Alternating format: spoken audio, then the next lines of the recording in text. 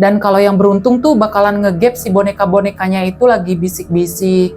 Ya itu kan banyak yang bergelantungan, berdekatan gitu loh. Hai, welcome back to my channel. Aku Immanuel dan di video kali ini aku akan membahas salah satu legenda atau bisa juga disebut sebagai kisah misteri yang berasal dari Meksiko, yaitu tentang sebuah pulau boneka yang dikenal dengan La Isla de la Munechas. Seperti apa sejarah pulau ini? Aku akan bahas dan tonton video ini sampai habis.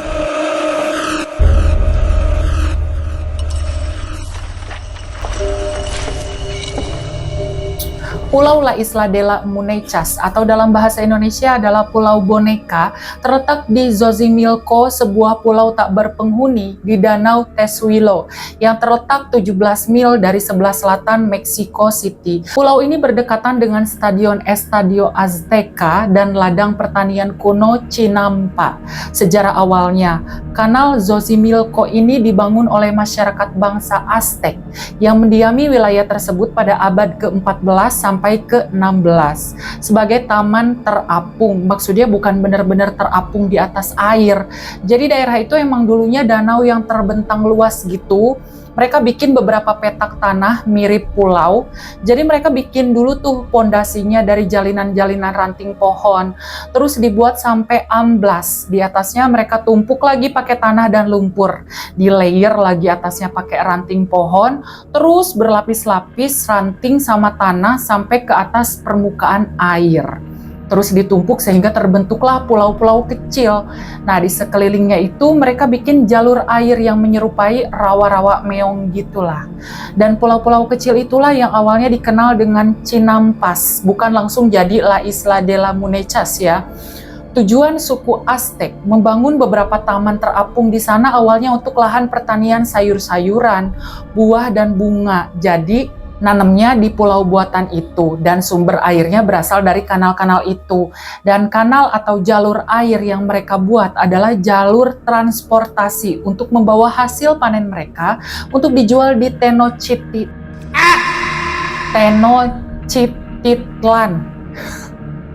ibu kotanya Kekaisaran Aztec pada masa itu. Jadi hasil panen akan ditumpuk di atas rakit, kemudian dibawa berlayar menuju ke ibu kota gitu ya. Ya wajar lah zaman itu mana ada mobil atau motor kan. Tapi canggih juga ya mereka, jadi praktis gitu, nggak usah capek-capek bawa perkeranjang. Sampai akhirnya Spanyol datang menjajah Meksiko, kemudian peradaban bangsa Aztec runtuh. Dan pada tahun 1911 terjadilah Revolusi Meksiko yang menelan banyak korban jiwa dan jasad para korban banyak yang dibuang ke kanal. Jadi emang angkernya udah cerita laule gitu. Jadi bukan semenjak itu pulau jadi pulau boneka lalu angker ya. Jadi angkernya emang udah dari lama. Kemudian Pulau Boneka ini menjadi salah satu cagar ekologi dan termasuk ke dalam situs warisan dunia UNESCO. Karena banyak reruntuhan sisa-sisa peradaban Kekaisaran Aztec, termasuk kanal buatannya bangsa Aztec. Karena yaitu sebelum terkenal angker sebagai Pulau Boneka yang sekarang terkenal di dunia, sejarah awalnya dari bangsa Aztec dulu. Mengapa ada pulau-pulau kecil, terus kanal-kanal semacam jalur air, yaitulah sejarah awal terbentuknya pulau itu. Nah, barusan kita udah bahas ya sejarah terbentuknya pulau itu dari zaman laule banget. Sekarang kita akan bahas nih bagaimana pulau itu bisa menjadi pulau boneka dan menjadi salah satu destinasi wisata horor.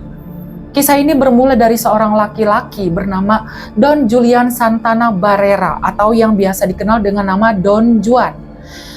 Don Juan ini adalah seorang pertapa yang mengasingkan diri dan dia memutuskan untuk tinggal di pulau itu setelah ia meninggalkan keluarganya. Cuslah dia masuk ke pulau itu sekitar tahun 1950 bersama salah satu keponakannya yang bernama Javier Romero Santa.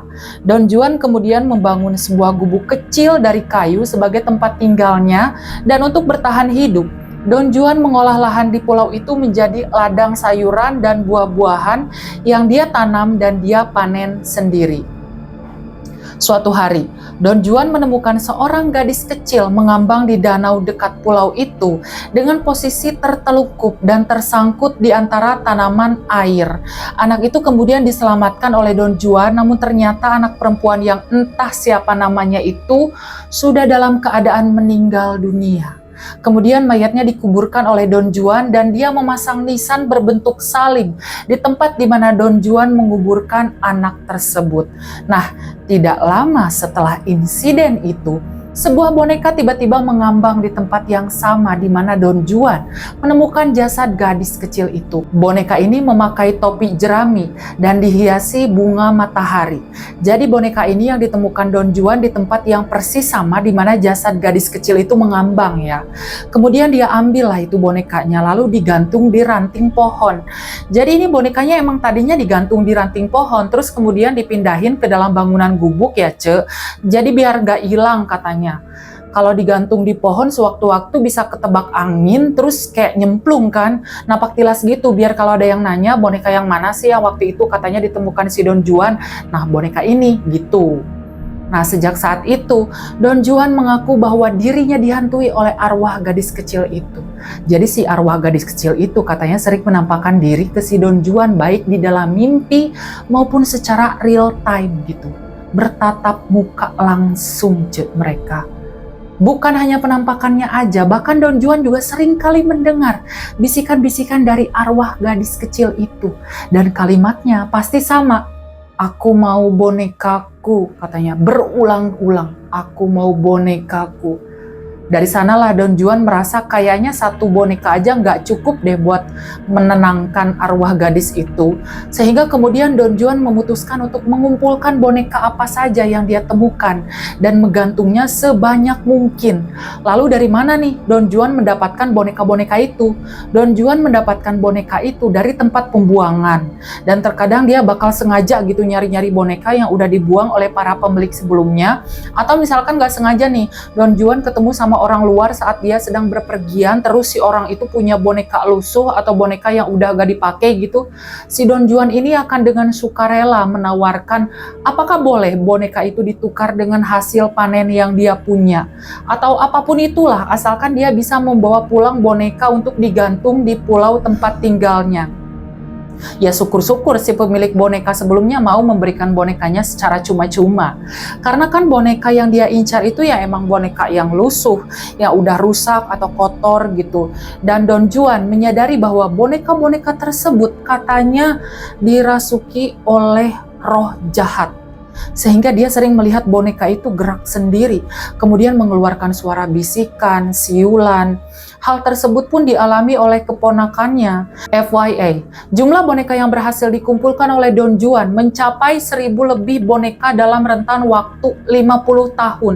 Dan faktanya, hanya ada satu boneka yang diberi nama oleh Don Juan.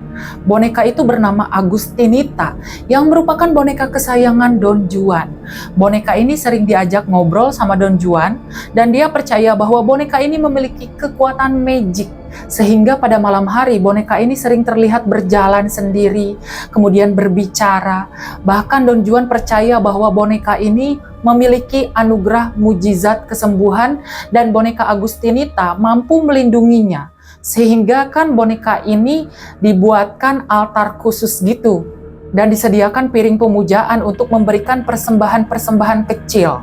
Dan pada tahun 2001, Don Juan meninggal karena serangan jantung. Pada saat Don Juan sedang memancing, kemudian dia terkena serangan jantung, nyemplung dia ke kanal.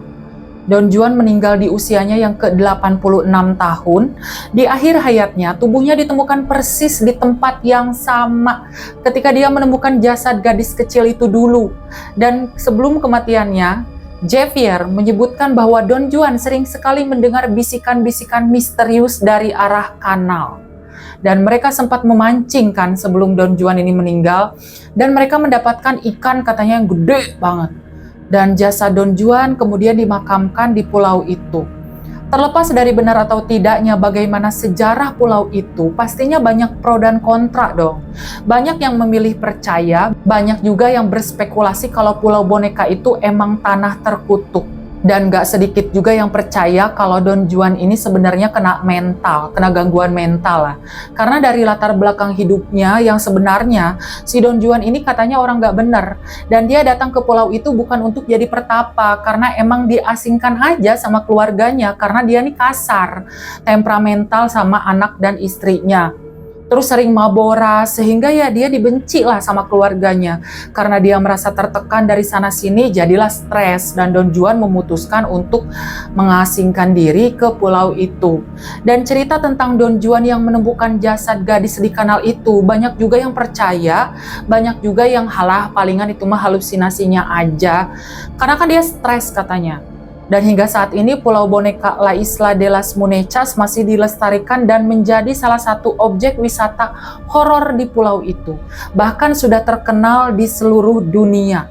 Karena banyak sekali turis-turis asing yang emang penasaran pengen datang ke pulau itu. Biasanya weekend atau di Halloween gitu.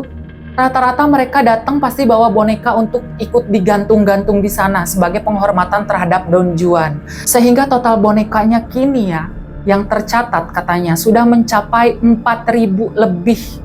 Tapi kalau hari ini nggak tahu ya jadinya berapa. Tapi sebenarnya angka itu masih simpang siur ya. Kalau tempatnya rame terus ya pasti bonekanya bakal nambah lagi.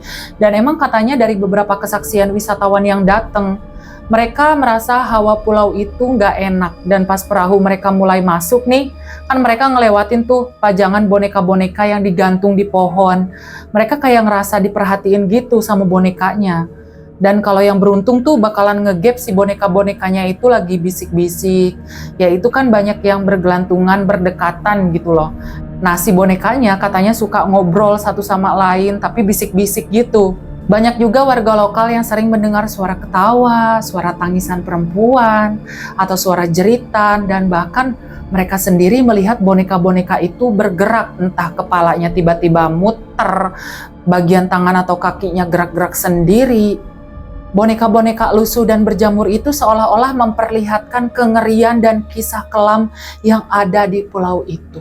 Di sana kalau malam gelap banget guys, karena nggak ada listrik sama sekali dan hanya ada hutan, pepohonan, rawa-rawa meong yang hening, ribuan boneka yang bergelantungan, dan sebuah bangunan gubuk kayu.